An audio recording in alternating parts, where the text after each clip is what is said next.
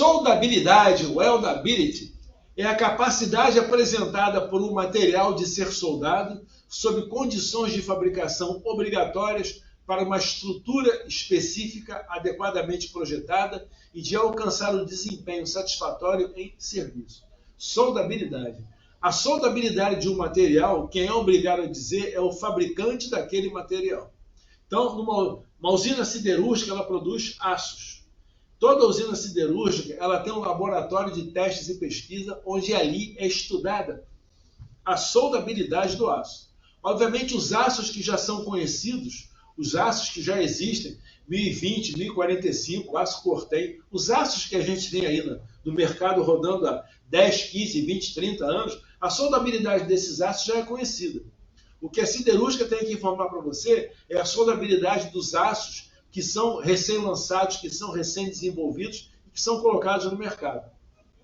Ok? Além disso, você tem centro de estudos, centro de pesquisas. A própria Petrobras, a Petrobras tem o CEMPES, que é o Centro de Pesquisa da Petrobras, onde ela faz estudo de soldabilidade de determinados materiais.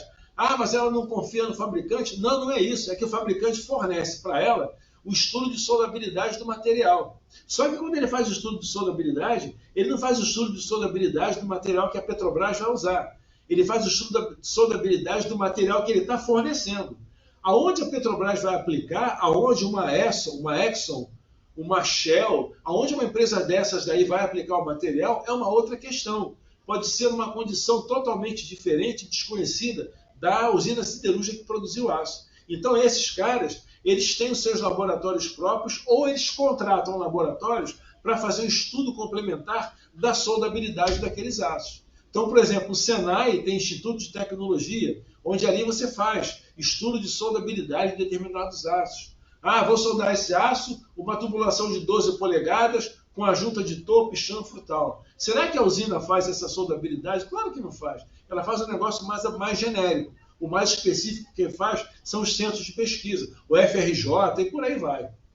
Então ali você faz a análise da soldabilidade, ou seja, da facilidade que aquele material apresenta de ser soldado, das características e das qualidades que aquele material vai te dar depois que ele for soldado, naquelas condições, com aquele procedimento, naquele tipo de junta, com aquele processo, por aquele soldador, enfim, é você conjugar tudo e ter o resultado que você quer. Observe que eu estou levando bastante tempo falando sobre isso, que é para vocês entenderem a abrangência do negócio. Por que você tem que certificar, qualificar, inspecionar, habilitar e tudo mais. É por isso. Ok? Pré-aquecimento, pré-heat, aliás.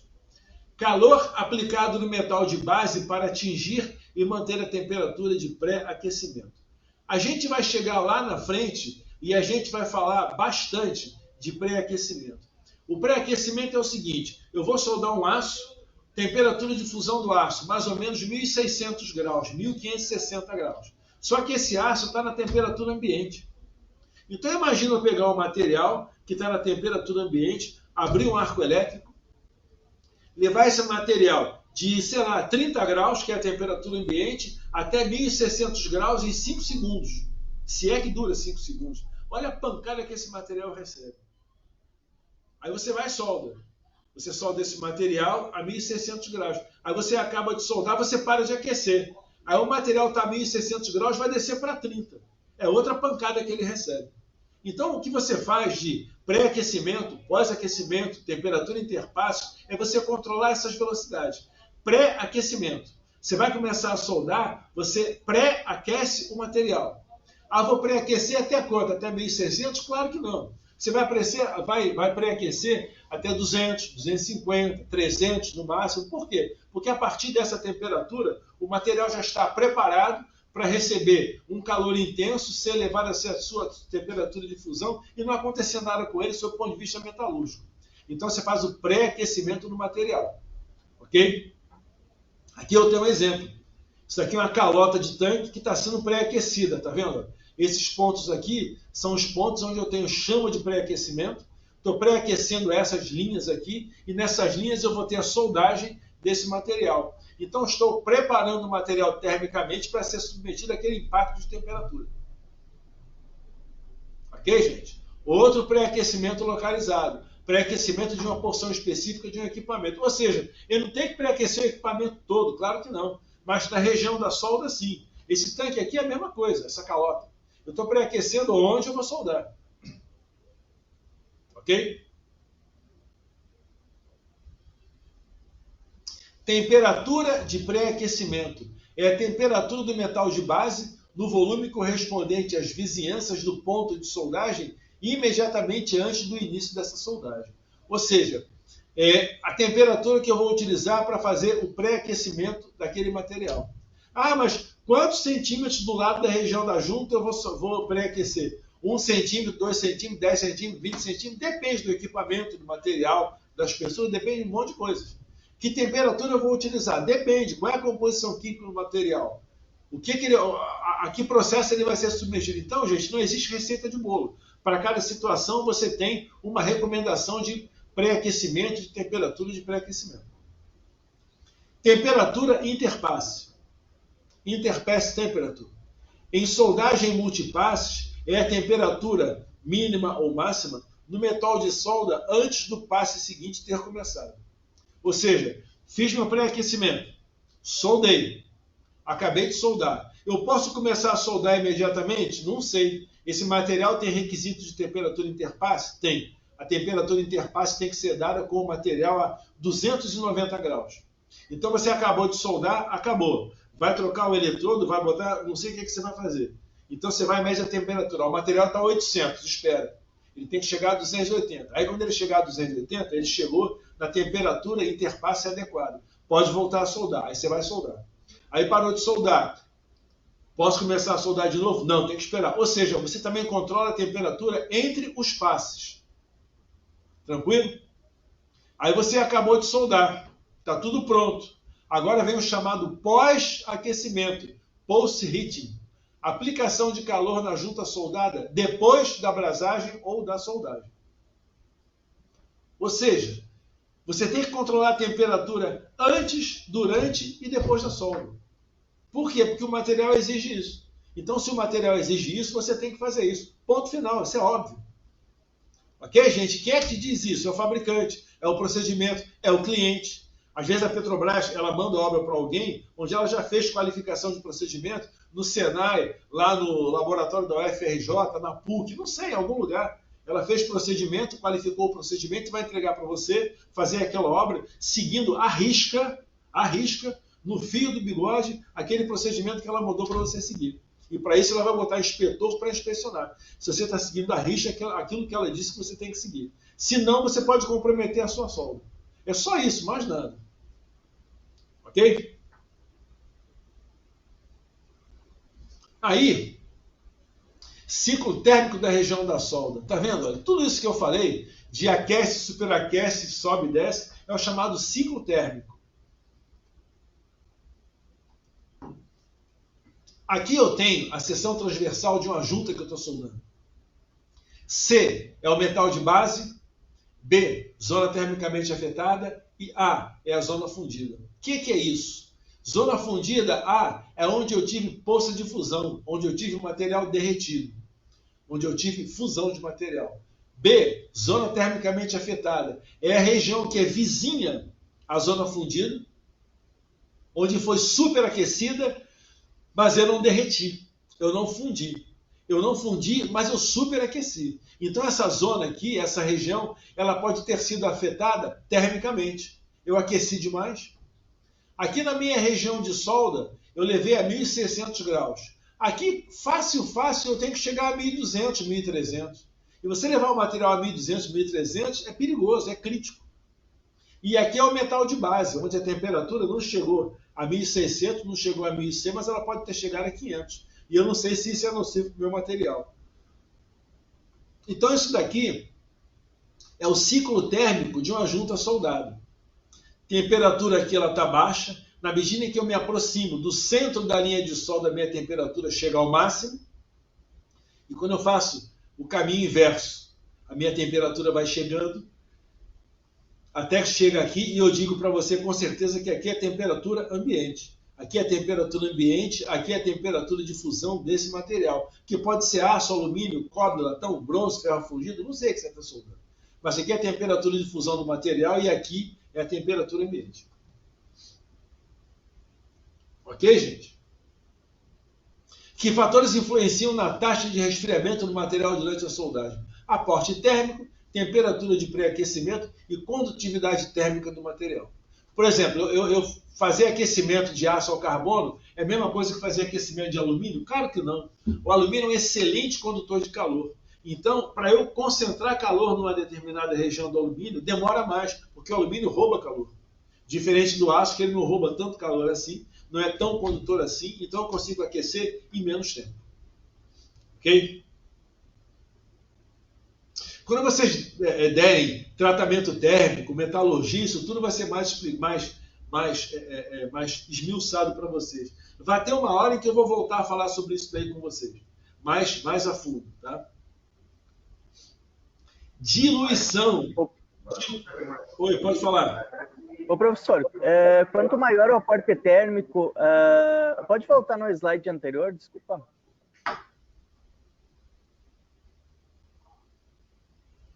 Eu vou falar em aporte térmico aqui, ó. Aqui então tá. Aporte térmico. Tá, eu ia perguntar se quanto maior o aporte térmico, maior era a taxa de resfriamento ou não. Vamos chegar lá, pode ser? Ok, pode ser, professor, obrigado. Daqui a 3 slides eu estou nele. Então tá bom, valeu. Valeu. Diluição. Modificação na composição química do metal de adição causada pela mistura do metal de base ou do metal de solda anterior. É medida pela percentagem do metal de base ou do metal de solda anterior no cordão de solda. O que é diluição? Diluição é isso daqui, ó. Deixa eu passar aqui que eu gosto mais desse slide. Diluição. Percentual de participação do metal de base na composição do metal de solda. Quando eu acabo de soldar isso aqui, ó, acabei de soldar isso aqui, eu tenho a minha letra A como sendo o meu cordão de solda. Tá vendo? A minha letra A é o meu cordão de solda. Agora, o meu cordão de solda roubou material de base. Tá vendo? Essa aqui era a peça que eu ia soldar. Ia soldar essa peça nessa peça. Tá vendo que aqui tem uma linha? Essa região daqui é a região do metal de base, que foi derretida e passou a fazer parte da minha poça de fusão.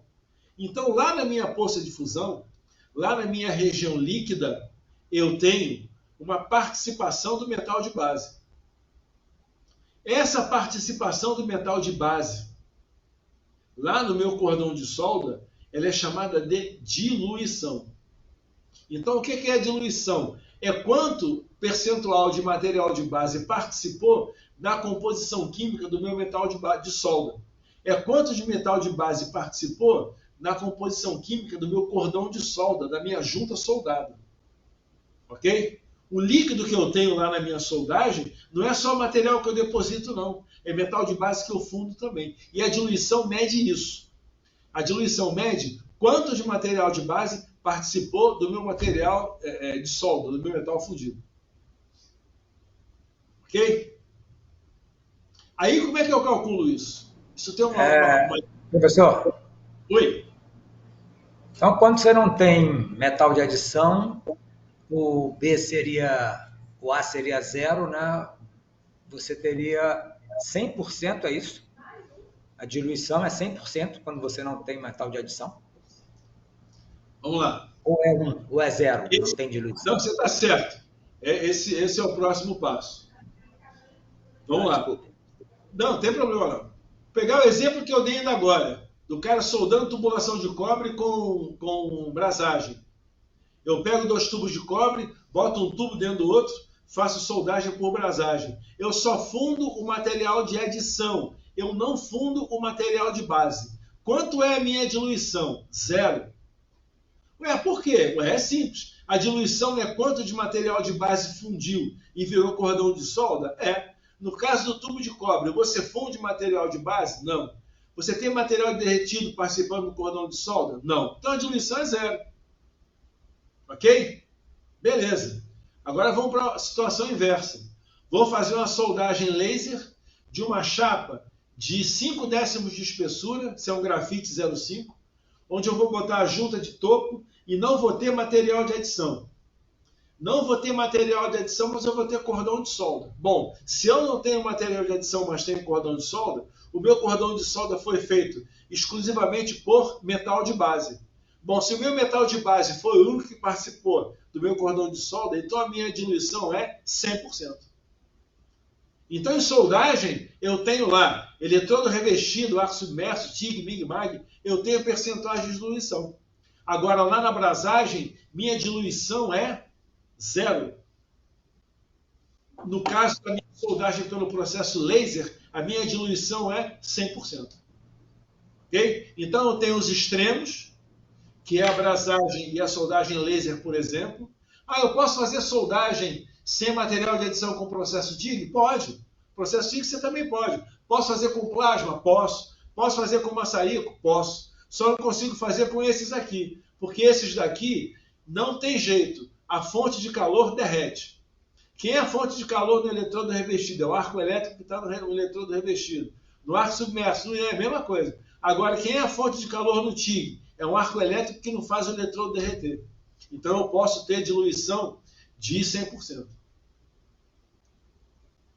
Ok, gente? Entenderam isso aí? Perfeito. Eu só tinha uma dúvida quanto à diluição, mas Não, é isso mesmo.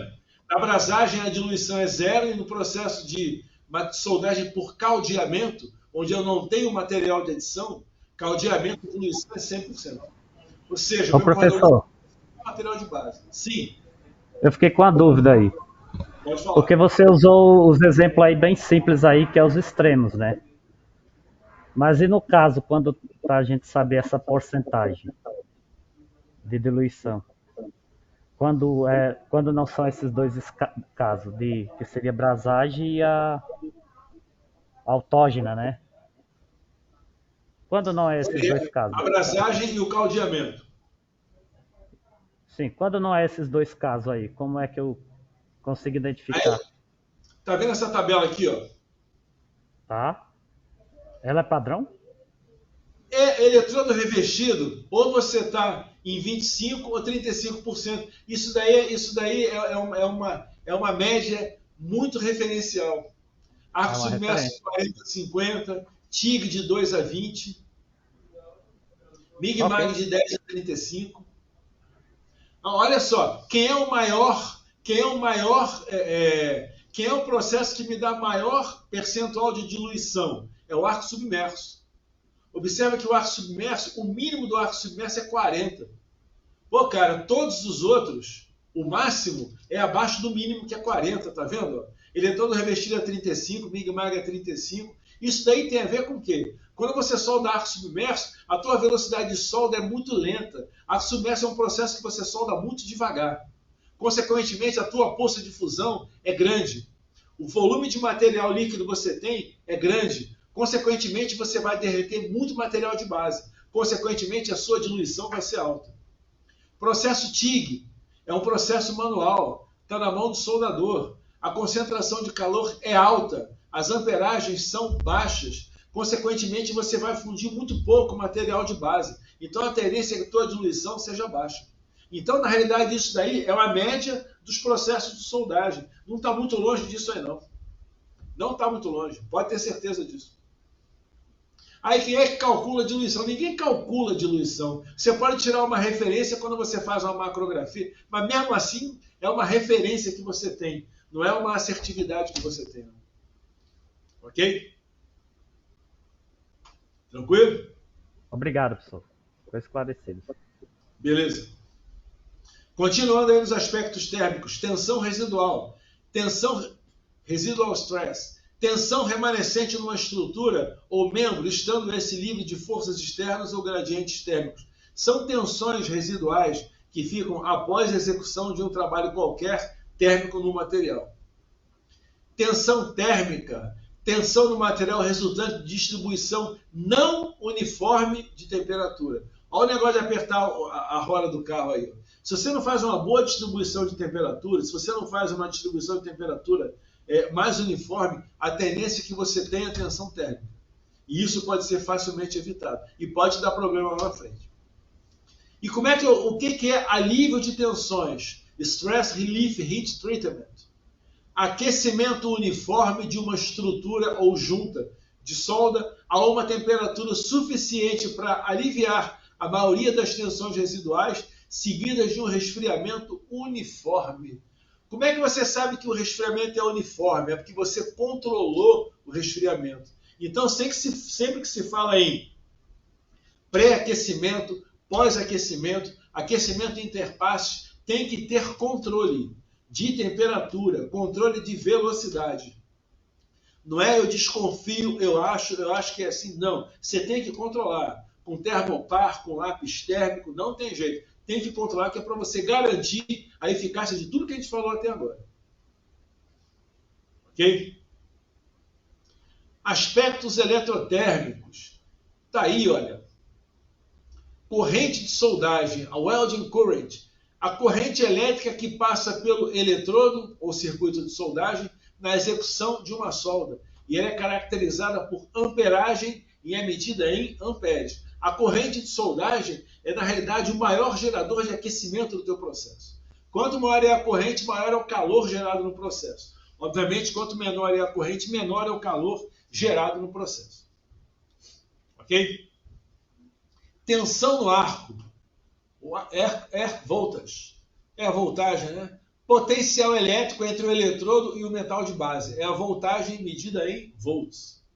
Bacana. E o que é a energia de soldagem? Ou heat input? Ou aporte térmico? O que é isso? É a energia fornecida pelo processo de soldagem durante a operação de soldagem. E ela é dada por uma fórmula, uma equação, aliás. Fórmula não, uma equação. I é intensidade de corrente. V é a voltagem. E V, velocidade, é a velocidade de soldagem. Quanto de calor eu aporto?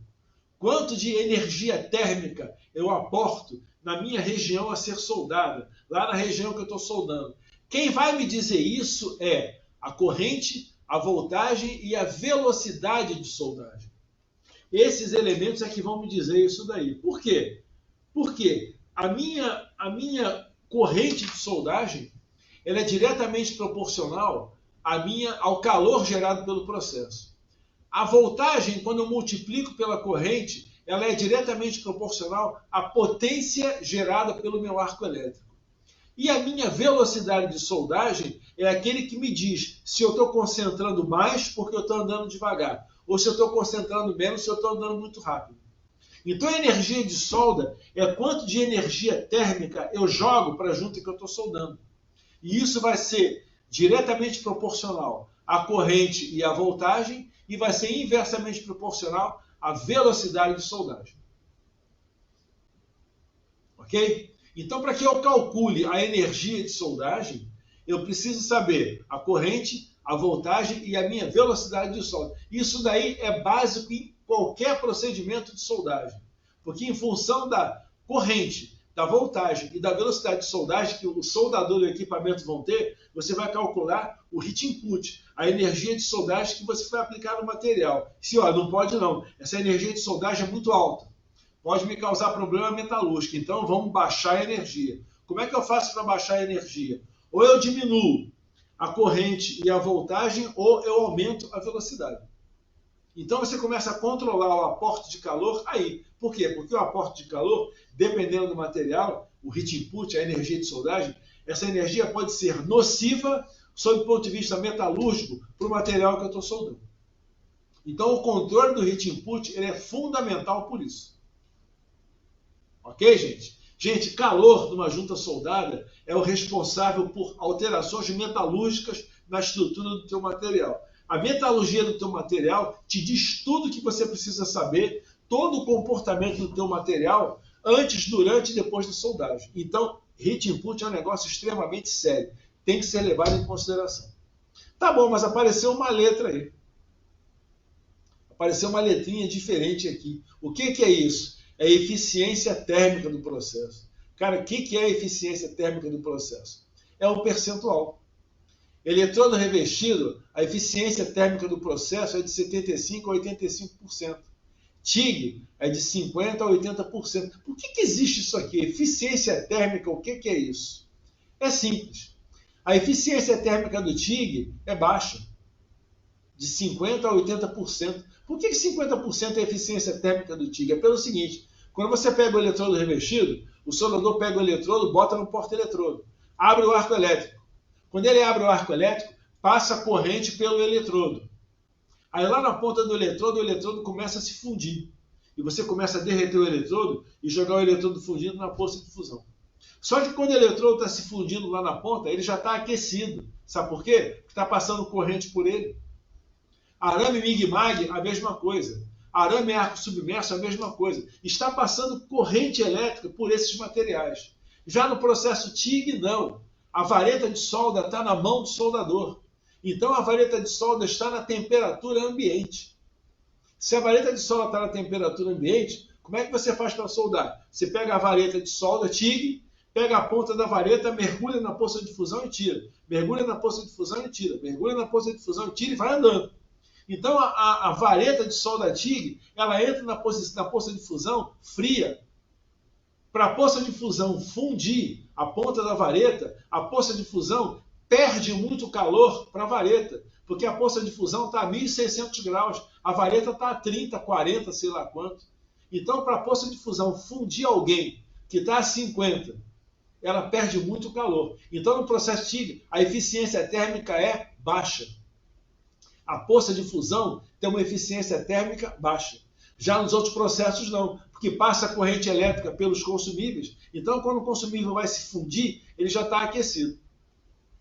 É por isso que quando você vê aí determinadas empresas, tipo FMC Technip, que faz cladeamento, empresas que fazem deposição de ácido inoxidável utilizando o processo TIG, o que esse pessoal faz? Não é um soldador fazendo deposição manual, é um processo automatizado. E você tem um arame enrolado numa bobina, não é mais vareta, e é um processo hot wire, ou seja, você aquece o arame. Você aquece o arame para quando o arame chegar na poça de fusão, o arame já está aquecido. E a poça de fusão não tem que ceder tanto calor para aquecer o arame, fundir o arame e você perder a eficiência térmica do processo. Ok, gente? Tranquilo? Alguém ia falar alguma coisa sobre hit input e eu pedi para esperar 2 slides. Era isso que você ia falar? Sim ou não? Na verdade, eu estava me referindo mais ao aporte térmico, né? Que lá tinha alguma coisa que influenciava na taxa de resfriamento, né? Aí eu queria ver se quanto maior o aporte térmico, a velocidade de resfriamento era maior ou menor. Quanto maior o aporte térmico, menor é a velocidade de resfriamento. Se o aporte térmico é maior, significa dizer que você aqueceu a peça numa maior intensidade. Consequentemente, para ela chegar na temperatura ambiente, ela vai demorar mais tempo. Se ela demora mais tempo, é porque ela está resfriando numa velocidade menor. Ok, obrigado. Tá ok? Outro aspecto eletromagnético é o sopro magnético. Deixa eu dar uma olhada aqui na hora, são 3:04, eu vou ter que dar uma acelerada aí, gente. Vamos lá, sopro magnético, arc blow. Deflexão de um arco elétrico de seu percurso normal devido a forças magnéticas. Às vezes você está soldando e o arco elétrico começa a ficar rateando. Ele sai do arco elétrico, o arco elétrico sai da ponta do eletrodo, ou do arame, seja lá do que for, mas ele não vai para a poça de fusão. Ele fica rodando, ele fica passeando, ele fica andando, ele fica meio errático, como se ele estivesse sendo soprado. Ok? Sopro magnético é um problema que pode te trazer falta de fusão, falta de penetração, falta de deposição, e é um aspecto eletrotérmico da junta que você está soldando. Ok? Causas do sopro magnético, principalmente quando você está fazendo soldagem e o soldador tem a infeliz ideia de enrolar o cabo de solda pelo braço, ou então enrolar o cabo de solda no pescoço, não sei para quê, mas tem soldador que faz isso. Ele enrola o cabo de solda no braço e vai soldar. Sinceramente, eu acho que isso aí só atrapalha, porque ele joga peso para o braço. Quando ele enrola o cabo no braço, ele acabou de fazer uma bobina. Se ele fez uma bobina, você vai ter interferência do campo magnético lá na região da solda. Automaticamente isso vai interferir na regularidade do arco elétrico. Então você vai ter o desvio do arco elétrico lá para aquele campo magnético que foi gerado no momento em que o soldador enrolou o cabo elétrico no braço. Uma outra fonte de você ter sopro magnético é lugares, empresas, estaleiros onde você tem guindaste que trabalha com eletroímã, ele sem querer magnetizar a chapa. Se a tua chapa vem magnetizada, quando você abre o arco elétrico, o teu arco elétrico ele fica errático, ele fica louco, porque a tua chapa é magnetizada. Então você tem que desmagnetizar a tua chapa. Existe equipamento para fazer isso. Então você tem que desmagnetizar a chapa, que é para a chapa voltar à condição magnética original, e você, consequentemente, com isso, conseguir abrir seu arco elétrico e ele não ser desviado do curso normal que ele teria caso não tivesse nenhum tipo de problema de magnetização. Ok? Taxas e eficiências. Eficiência de deposição, deposition efficiency. Relação entre o peso do metal depositado e o peso do consumível utilizado, e essa eficiência é expressa em percentual. Relação entre o peso do metal depositado e o peso do consumível utilizado. Se você compra 20 quilos de eletrodo revestido e solda 20 quilos de eletrodo revestido, você fez 20 quilos de cordão de solda? Com certeza não. Você tem perda por escória, você tem perda da ponta de eletrodo que o soldador jogou fora.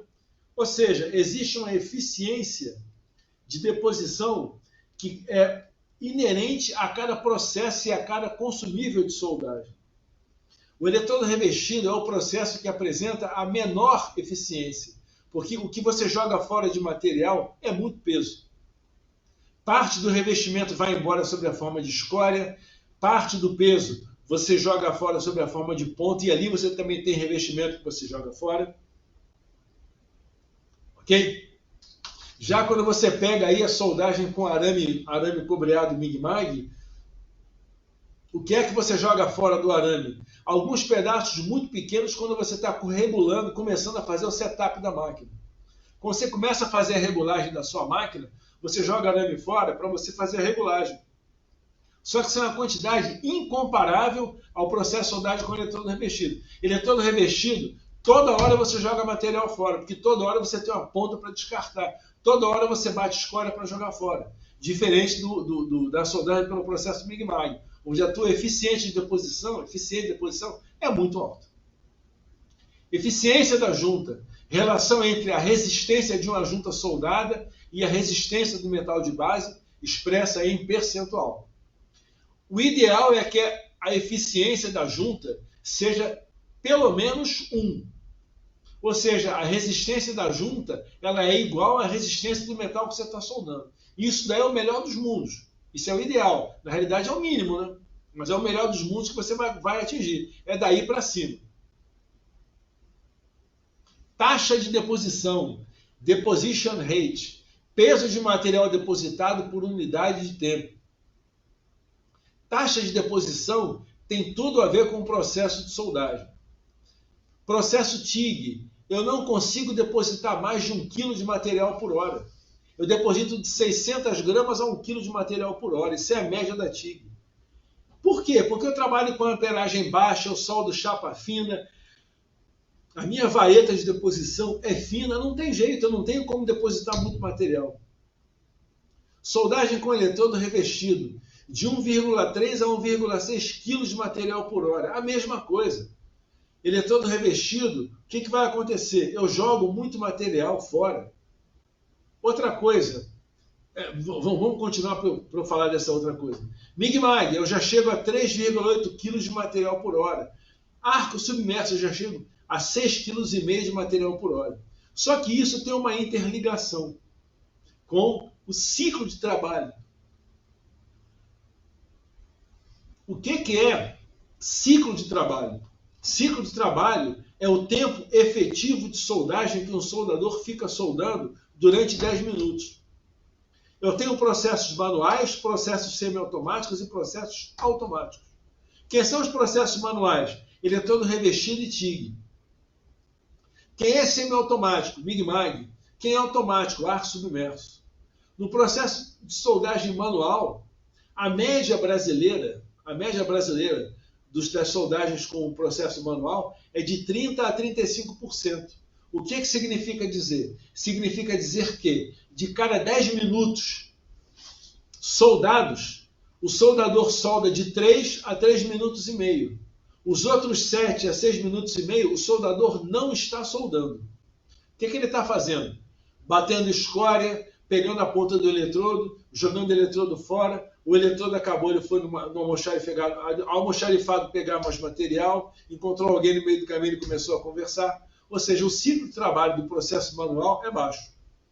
Vamos agora para o semiautomático, que é o processo MIG-MAG. O processo MIG-MAG, eu tenho arame enrolado numa bobina.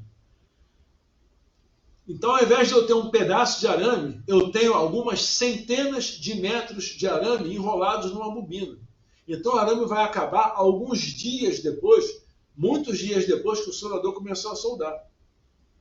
Outra coisa, o processo MIG-MAG, você não tem escória para bater. Então, o processo MIG-MAG, por ser um processo semiautomático, o soldador, daqueles 10 minutos, ele fica muito mais tempo soldando.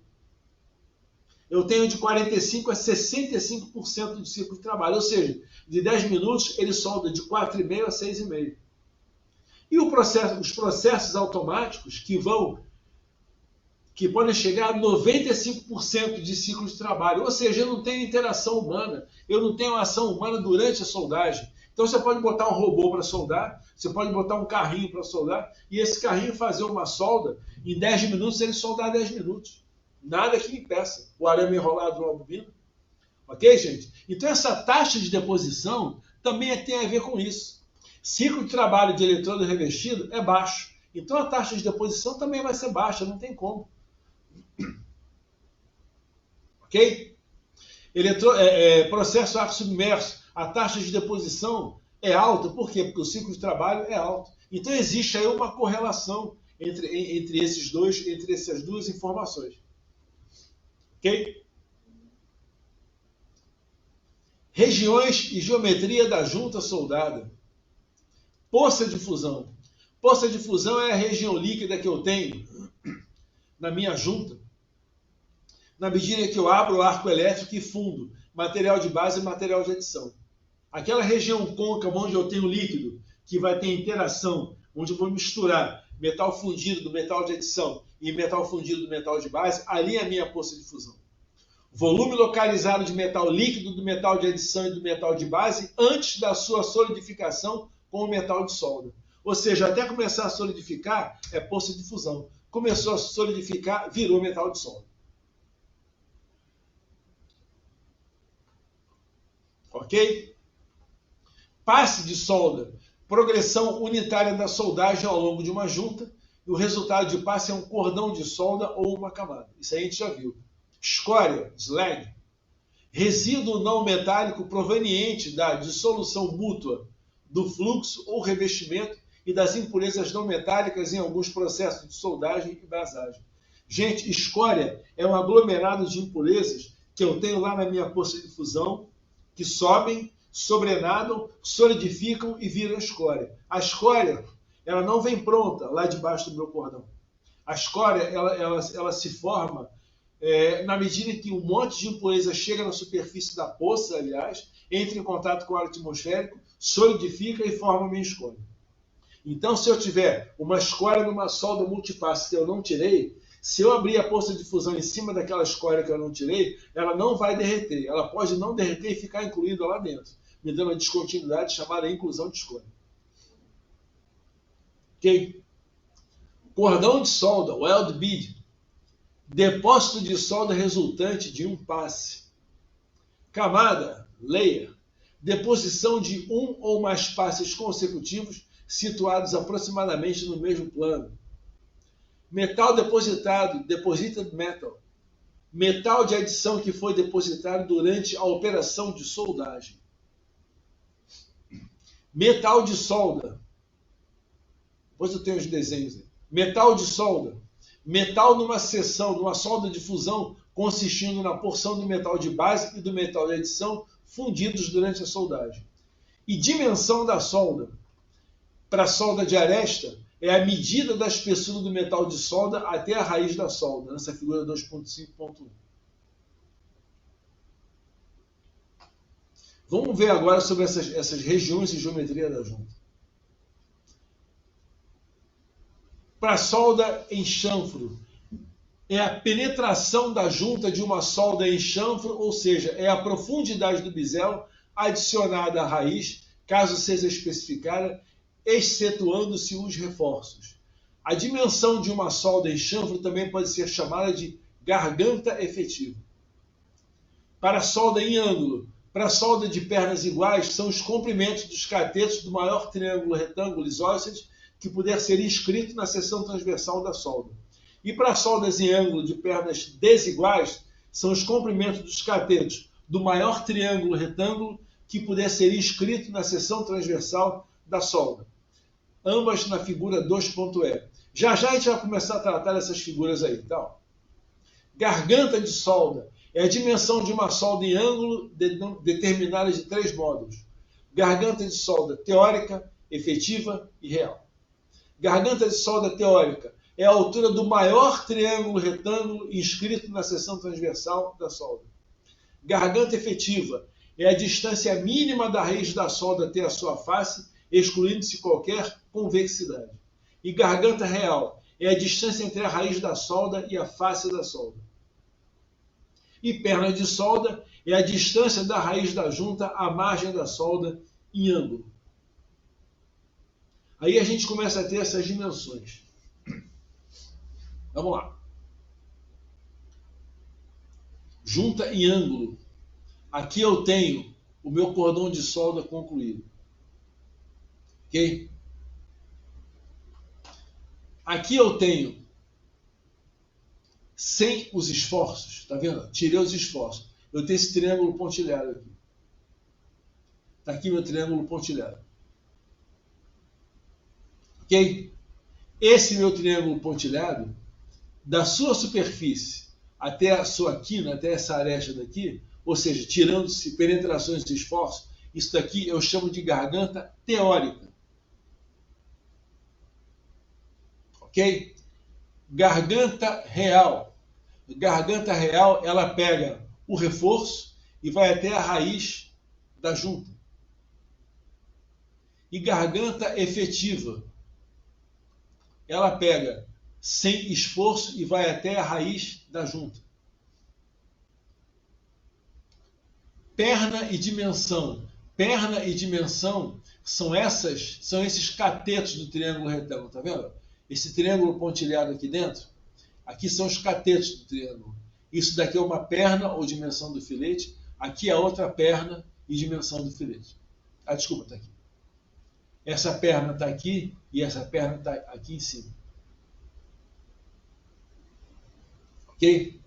Esse cordão aqui, ele tem convexidade. Esse daqui tem concavidade. Gente, concavidade é tudo aquilo que você pode botar água e carregar. Concavidade é tudo aquilo que cabe no líquido. Por exemplo, um prato. O prato é côncavo. O copo é côncavo. Que você consegue botar um líquido lá dentro. Agora, se você virar o prato de cabeça para baixo, se você virar o copo de cabeça para baixo, você não consegue botar líquido lá dentro. Então ele virou convexo. Ok? Então tá aqui. Agora eu tenho uma junta soldada, onde ela tem um reforço que é côncavo, não é mais convexo. Então tá aqui, olha. Garganta teórica é aqui na superfície, porque não tem mais reforço. Daqui da superfície até a quina, a raiz da junta. É a minha garganta teórica.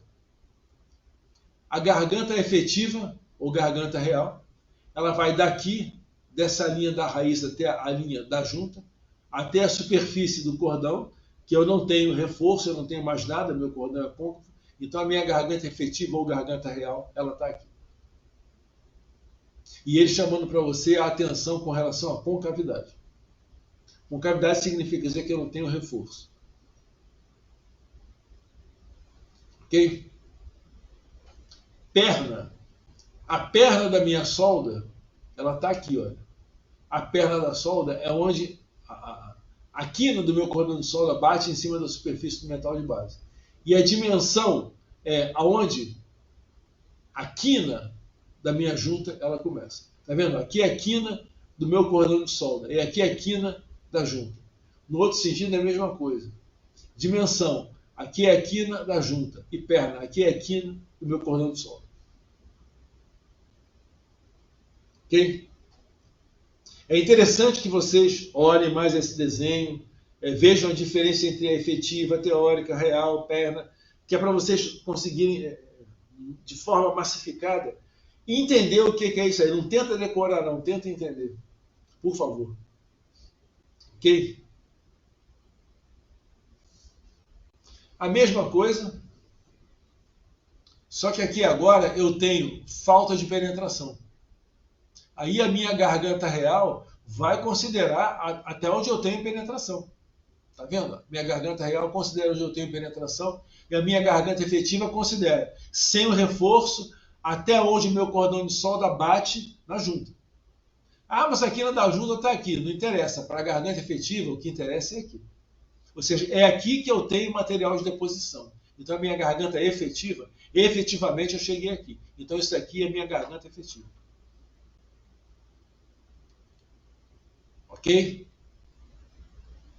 Perna e dimensão a mesma coisa, porque aqui eu tenho convexidade, e aqui no caso da concavidade é a mesma coisa que está lá no outro. Considerando apenas essa distância que eu tenho aqui, ó, que agora aqui a minha garganta real efetiva vai ter uma geometria diferente do que tinha na primeira. Ok? A perna sempre vai ser a distância das margens, né? Das margens da face da soldagem. Sim, sim. A perna sempre vai ser isso. Aqui a perna é igual à dimensão porque o meu cordão tem reforço. Sempre que o meu cordão não tem reforço, eu tenho a diferença. Está vendo aqui como tem reforço? A minha perna é igual à dimensão. Agora aqui como eu não tenho reforço, a minha perna não é igual à dimensão.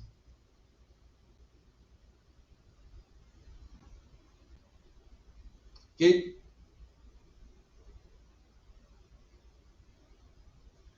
Aqui é a junta sobreposta. Perna e dimensão. Perna e dimensão são as mesmas. Junta em ângulo. Junta de dimensão da solda em ângulo, pernas iguais e desiguais. Está vendo? Penetração da junta, garganta efetiva para a solda em ângulo. A garganta efetiva para a solda em ângulo é essa dimensão aqui. Ó. Aqui eu tenho pernas desiguais. Penetração da raiz para a solda em ângulo. Mesma coisa, pernas desiguais. E aqui uma junta de topo. Penetração completa de uma junta, que é a garganta efetiva. Excluindo-se automaticamente o reforço.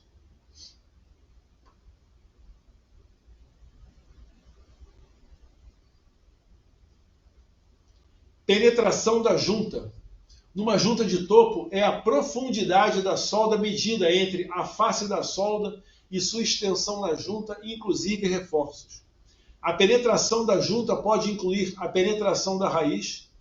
Numa junta em ângulo é a distância entre a margem e a raiz da solda, tomada de uma reta perpendicular à superfície do metal de solda. Penetração total da junta. Penetração de junta onde o metal de solda preenche totalmente o chanfro, fundindo-se completamente ao metal de base em toda a extensão das faces do chanfro. E penetração da raiz é a profundidade com que a solda se prolonga na raiz da junta. Então está aqui, ó. Penetração da raiz. A penetração da raiz é isso daqui, olha. Que é igual à penetração da junta. Aqui é o limite máximo onde eu consegui ir. Ok?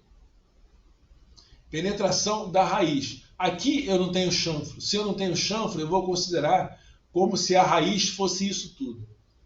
Aqui eu tenho chanfro. Então vou considerar que a minha raiz começa aqui. Nessa linha começa a minha raiz. Então a minha penetração da raiz foi isso aqui. O que eu penetrei na raiz foi isso daqui, ó, do começo dela até o máximo onde eu consegui. Ok? Penetração da raiz, e aqui a minha penetração da junta, ou seja, é a dimensão máxima da solda. Daqui da superfície até o máximo que eu consigo chegar, na raiz. Aqui numa junta em ângulo, penetração da raiz. Aqui também numa junta em ângulo. E aqui numa junta de topo, onde eu tenho chanfros desiguais. Penetração da junta e dimensão da solda. A penetração da junta e a dimensão da solda vão ser as mesmas. Por quê? Porque elas terminam no meio da raiz. E automaticamente eu considero sempre sem os reforços. Ok? Margem da solda. Margem da solda é essa linha de interseção entre a superfície do cordão e a peça que eu estou soldando. É essa linha daqui. Junção entre a face da solda e o metal de solda. Tá vendo? Aqui é a face da solda, que é o metal de solda. Essa linha daqui. Okay? E aqui está a raiz da solda. Face da solda, superfície exposta da solda, pelo lado por onde a solda foi executada. Então aqui eu tenho as margens, que é essa linha, e aqui eu tenho a face, que é a superfície da solda. Ok? Escama de solda. Aspecto da face da solda semelhante a escamas de peixe. Em deposição sem oscilação transversal, assemelha-se a uma fileira de letras V. Em deposição com oscilação transversal, assemelha-se a escamas entrelaçadas. Reforço da solda. Metal de solda em excesso, além do necessário para preencher a junta. Excesso de metal depositado nos últimos passos, podendo ser na face da solda ou na raiz da solda. Reforço da face. Reforço da solda localizado do lado onde foi feita a solda. Reforço da solda. Metal de solda em excesso, além do necessário para preencher a junta. Se ele está em excesso, se ele é além do necessário, a gente precisa dele? Não. Reforço de solda não reforça nada. Ele é material que você gastou além do necessário. Então, depois da minha junta soldada, eu posso tirar o reforço? Pode. O que vai acontecer com a minha junta? Nada. Quem dá a resistência mecânica da junta soldada não é o reforço. É a junta soldada em si. Você não pode tirar o reforço mais do que a espessura da chapa. Aí você fez uma região com falta de material. Aí mudou tudo. Ali você não tem reforço, mas em compensação tem falta de material. Aí está errado. Ok? Está aqui, ó. O reforço é esse excesso que eu tenho aqui em cima, o reforço da solda, da face, reforço da raiz, face da solda, e aqui a margem da solda. Aqui ele fez com uma junta em ângulo, uma solda em ângulo. Aqui é uma junta de topo, uma solda de topo. Ok? Raiz da junta, raiz da solda, aliás, pontos onde a parte posterior da solda intersecta as superfícies do metal de base. Então aqui é a raiz da solda. Tá vendo? A raiz da solda. A raiz da solda, ela aqui se confunde com a raiz da junta. Raiz da solda, e aqui embaixo a raiz da solda. Ok? Profundidade de fusão. Distância que a fusão atinge no metal de base ou no passo anterior a partir da superfície fundida durante a soldagem. Face de fusão. Superfície do metal de base que será fundida na soldagem. Então aqui eu tenho, olha, face de fusão, que é a face do chanfre que foi derretido. Profundidade de fusão, que tem a ver diretamente com a diluição. E aqui a linha de fusão da minha junta soldada. Ok? Aqui é numa sobreposição, aqui não é uma junta soldada, aqui é um overlay, é um passo que você dá em cima de uma junta. Aqui o metal de base, aqui uma solda de revestimento, e aqui a profundidade de fusão, que é quanto você penetrou na espessura. Geralmente esse tipo de solda, você não tem que ter penetração total, não tem chanfre, nada disso. É só uma camada de deposição que você faz na superfície de um material qualquer para recuperar a espessura que você perdeu. Aqui, profundidade de fusão, e face de fusão. E aqui uma solda de ponto, né? Aqui é a dimensão do ponto, aqui é a profundidade de fusão, que na realidade é a altura do ponto, aqui é a linha de fusão, face de fusão, que é a face onde você tem o contato das duas peças, e aqui as duas superfícies sobrepostas. Geralmente esse tipo de solda é feito em junta sobreposta.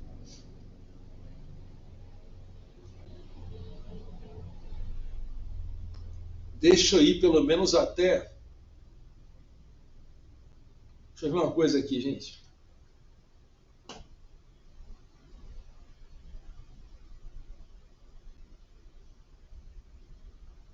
Vamos lá.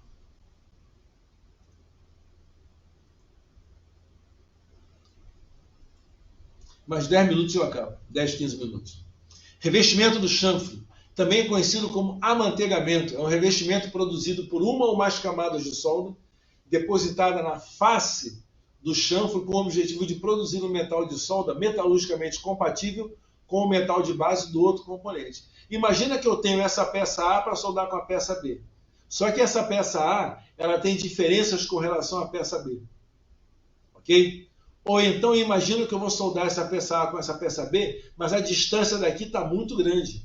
Então o que eu faço? Eu faço uma deposição de material na superfície do chanfro. É como se eu estivesse passando manteiga ali naquela superfície. O nome disso é amanteigamento. Eu adiciono material aqui, ou para diminuir a distância da raiz da minha junta, ou para depositar aqui um material que tenha características químicas e metalúrgicas próximas a esse outro material que eu estou soldando. Suponha que esses dois materiais são dissimilares, eles não são iguais. Então eu faço uma deposição aqui em cima para equilibrar, para diminuir a diferença, a distância que existe entre a composição química desse material e a composição química desse material aqui. Eu deposito um outro material para fazer com que as coisas se homogeneizem, se equilibrem. Ok? Deixa eu ir direto lá para o desenho, que é mais fácil. Aqui eu tenho as zonas da solda, que são as regiões da solda. Metal de base, que é o material que você vai soldar. Zona termicamente afetada, zona de fusão ou linha de fusão, e aqui a zona fundida ou metal de solda. Isso aqui é o que você tem no final da soldagem de uma junta. Metal de base, como eu falei anteriormente, aqui eu posso ter a temperatura ambiente, mas aqui eu estou numa temperatura muito próxima da temperatura de fusão aqui do meu metal de solda. Aqui eu não fundi, mas eu tive um superaquecimento. Então é interessante que eu controle sempre essa região aqui. O nome disso aqui é ZTA, Zona Termicamente Afetada. O ideal é que eu tenha uma ZTA sempre o mais estreita possível. Quanto menor for a largura da ZTA, melhor é, que significa dizer que menor quantidade de material foi afetada pelo calor. E uma outra coisa que se controla também na ZTA é a granulometria dos grãos. Quanto mais grosseiros forem meus grãos, mais nocivos eles vão ser, do seu ponto de vista da formação de trincas a frio.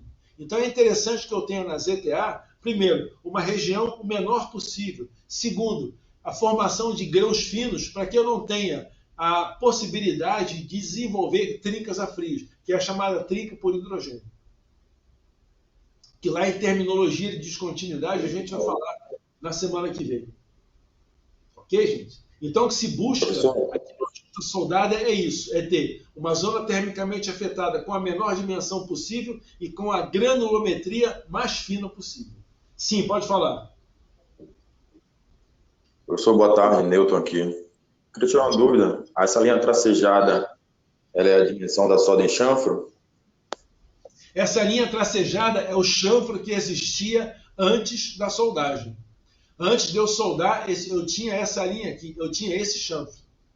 Aí depois que eu soldei, essa linha aqui, ela desaparece. Se eu colocar numa macrografia, eu não vejo mais. Eu só vou ver essa região aqui, que é o metal de solda, vou ver essa linha daqui, vou ver a ZTA e vou ver o metal de base. Essa linha daqui está pontilhada. Então, se ela fosse solda, seria a dimensão da junta de chanfro? Sim, sim. A junta, o chanfro da minha junta antes da soldagem seria essa linha pontilhada. Tá ok, obrigado. Ok? Aqui uma junta soldada, né, que é união obtida por soldagem de 2 ou mais componentes, com todas as zonas fundidas, zona de ligação, zona termicamente afetada, ou seja, isso é o resultado de uma junta. Isso é um nó. Isso é o chamado de um nó, está com cara de ser um nó estrutural, não é nó para transporte de fluido, é claro que não. Isso é um nó estrutural, que é uma junta soldada. Termos aplicados à qualificação de soldagem, procedimento de soldagem ou procedimento de qualificação do executante. Documento emitido pela executante dos serviços, descrevendo detalhadamente todos os parâmetros e as condições da operação de soldagem para uma aplicação específica, de modo a garantir repetibilidade. Ou seja, você fez um procedimento de soldagem para uma aplicação específica, tendo a garantia do resultado, tendo garantia de qualidade, e, consequentemente, você pode repetir aquele procedimento para juntas com aquela especificidade que você vai ter qualidade garantida ao final da tua execução. Desde que, obviamente, você cumpra, você siga o que está escrito naquele documento. Qualificação de procedimentos. Demonstração pela qual soldas executadas por um procedimento específico podem atingir os requisitos pré-estabelecidos. Ou seja, você elabora um procedimento, vai fazer a execução da soldagem utilizando aquele procedimento e, ao final, você observa que aquele procedimento, a adoção daqueles procedimentos, daquelas técnicas, daquelas variáveis, daqueles parâmetros, fez com que você atingisse a qualidade e os requisitos que você queria atingir. Então, significa dizer que aquele procedimento é o ideal para aquela aplicação, para aquela junta, para aquela situação daquele material. Então, você vai qualificar aquele procedimento para aquela solicitação, para aquela situação, para aquela junta, para aquele material. Ah, eu posso repetir aquele procedimento para o outro? Pode. Basta que você qualifique para aquele outro. E você vai fazer uma extensão para aquele outro. Não tem problema nenhum, desde que qualifique. Registro de qualificação de procedimento de soldagem. Documento emitido pelo executante dos serviços que fornece as variáveis reais de soldagem usadas para produzir uma chapa ou tubo de teste aceitável e onde também estão incluídos os resultados dos testes realizados na junta soldada para qualificar uma especificação de procedimento de soldagem. Ou seja, é um documento que fornece as variáveis reais utilizadas durante a soldagem para produzir uma chapa de tubo aceitável. Ok? E ali você também tem os resultados que são descritos para certificar que você pode registrar aquele documento como documento que vai te levar a um resultado eficaz. Ou seja, tudo amarrado, que é para você não errar. Você erra se quiser. Qualificação de soldador é a demonstração de habilidade de um soldador em executar soldas que atendam padrões pré-estabelecidos. Sem comentários isso aí, né? Certificado de qualificação de soldador é o documento certificando que o soldador executa soldas de acordo com padrões pré-estabelecidos. Ou seja, tem a ver com a qualificação aqui de cima. E chapa ou tubo de teste é a peça soldada identificada para qualificação de procedimento de soldagem ou de soldadores ou de operadores de soldagem. Aqui o soldador está fazendo uma chapa de teste. Todo mundo chama isso aqui de corpo de prova. Está errado, isso é uma chapa de teste. Da chapa de teste você vai gerar um corpo de prova que você vai levar para o laboratório. Ok? Chapa de teste. Chapa soldada identificada como extensão de uma das juntas soldadas do equipamento com a finalidade de executar ensaios mecânicos, químicos ou metalográficos a partir de um corpo de prova. Isso é um corpo de prova. Isso aqui é uma chapa de teste que vai gerar esse corpo de prova. Ou outro de corpo de prova para outro tipo de ensaio. Aqui é ensaio de tração.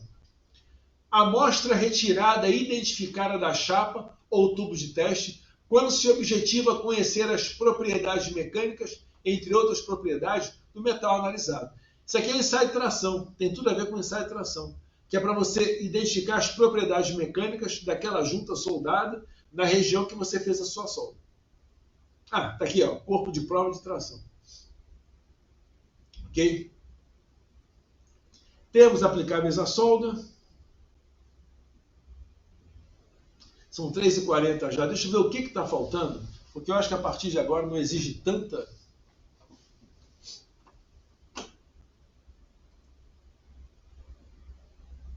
Solda já se falou? Solda autógena, solda automática, solda em aresta, a gente já falou lá atrás. Solda automática a gente já apresentou.